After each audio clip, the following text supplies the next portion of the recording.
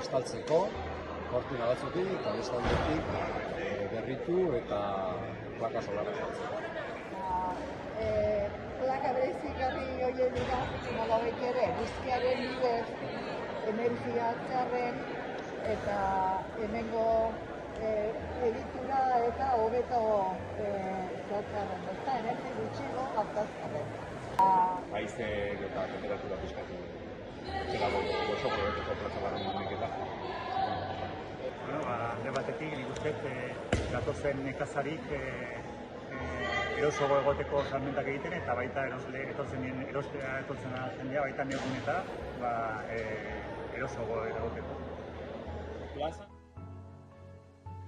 Plazan sortzen den energia non erabiltzen dela uste duzu?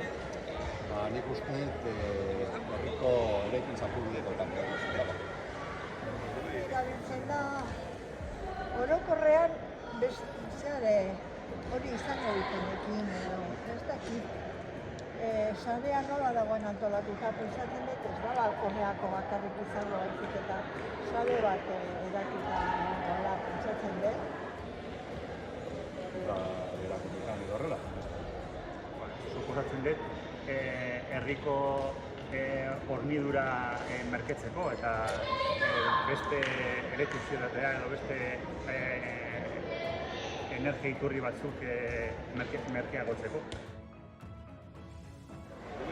Horrelako proiektu gehiago egin beharko liratekeela uste duzu? Bai, eta berehala gaine. Herrian bakoitzak ikusiko du, talde bakoitzak, udalak edo ikusiko du, baina eguzkiaren bidez aurrezten da gehiago. Hortarako egin behar dira inbertsioak, baina gero luzera errentagarriak eta onura ekarri dezakete. Nik uste baietz, ez da?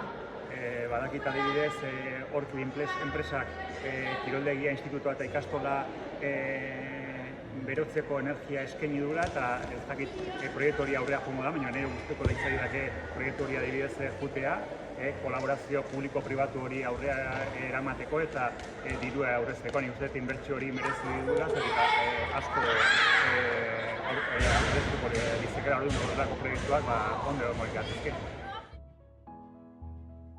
Energia berriztagarrian inbertsio gehiago egitearen alde hartzen du? Bai. Nik uste baietz. Eta gaina, nik uste badauden herri asko bezala, adibidez Aramaion gertatu zen, ezta?